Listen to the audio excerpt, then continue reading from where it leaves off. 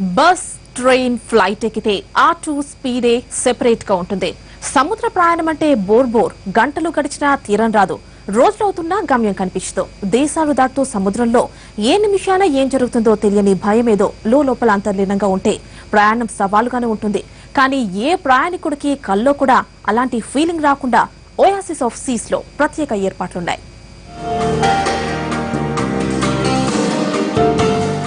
దూరాలు దగ్గరైపోయాయి.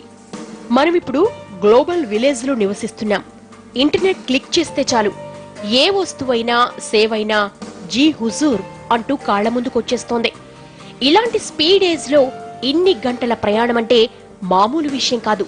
కానీ ఈ ప్రయాణాన్ని కూడా ఏమాత్రం బోర్గా భావించకుండా గంటలు గంటలు క్షణాల్లో గడిచిపోయేలా చేయాలంటే ఇదిగో ఇన్నేసి ఏర్పాట్ల అవసరమని గుర్తించింది రాయల్ కరేబియన్ ఇంటర్నేషనల్.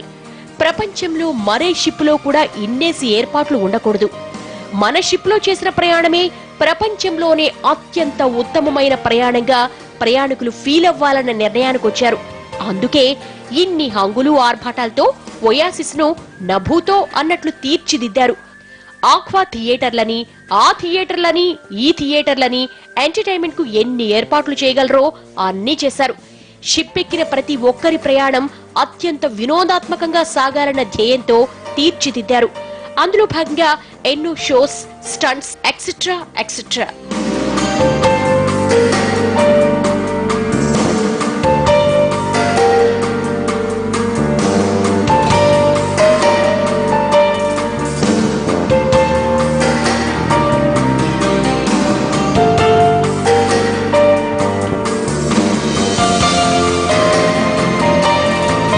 ఓయాసిస్ లో జనమంతా ఉల్లాసంగా, ఉత్సాహంగా ఆడుతూ పాడుతూ ఉన్న సమయంలో షిప్ ఇంజిన్ లో ఏదో ప్రాబ్లం.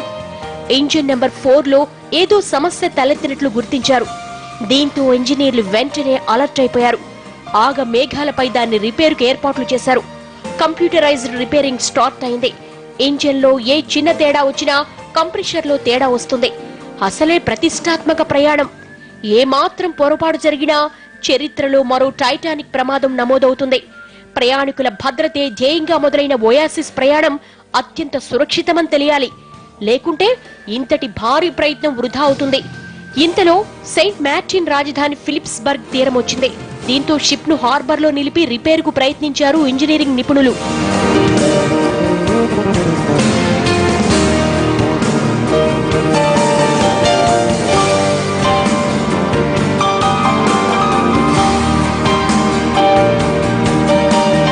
తిరిగి 8 గంటల తర్వాత ఓయాసిస్ ప్రయాణం సమయమైంది. అయితే 12 మంది ప్రయాణికులు ఇంకా షిప్ కు చేరలేదు. వాళ్ళ కోసం వేలాది మంది ఎదురుచూపులు. ఈలోగా కౌంట్ డౌన్ స్టార్ట్ అయింది. మొత్తానికి ఎక్కాల్సిన వాళ్ళు ఎక్కడంతో షిప్ ప్రయాణం తిరిగి మొదలైంది.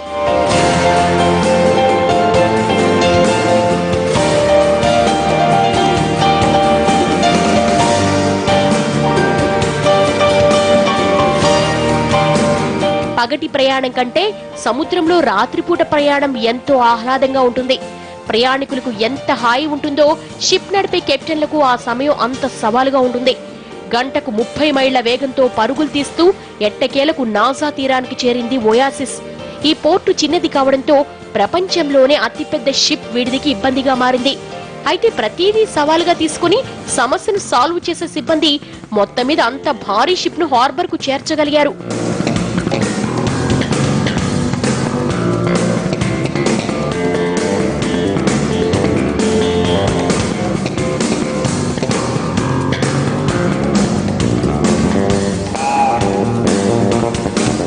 మొత్తం వారం రోజుల ప్రయాణం. ఈ 7 రోజులు జీవితాంతం గుర్తుండిపోయే ఎన్నో అనుభవాలు, ఆనందాలు. ఆఖరిగా ఫ్లోరిడా చేరింది ఓయాసిస్. ఆఖరి రాత్రైతే ప్రయాణికుల ఆనందానికి పట్టపగ్గాలేవు.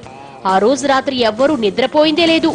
జీవితంలోని సంతోషాన్నంతా ఒక్కసారి అనుభవించేయాలన్న తలంపు కొద్దీ ప్రతి ఒక్కరూ జాలిడే మూడ్లోకి వెళ్లిపోయారు. చిన్న పెద్ద తేడా లేకుండా ఎంజాయ్మెంటే ఎంజాయ్మెంట్. ఓయాసిస్ మొదటి ప్రయాణం చరిత్రలో నిలిచిపోవాలన్న ఉద్దేశంతో ఆ నైట్ అంతా ఎంటర్టైన్మెంట్ లో మునిగి తేలారు.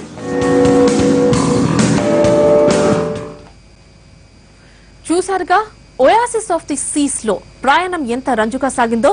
ఒక్కో ప్రయాణికుడు $వేల ఖర్చు పెట్టి చేసిన ప్రయాణం మీద కూర్చున్న చోట నుంచి కదలకుండా చేసినట్లు అనిపించడం లేదు. మరో ఇంట్రెస్టింగ్ ఎపిసోడ్ తో మళ్ళీ కలిసే వరకు stay tuned to NTV. Bye.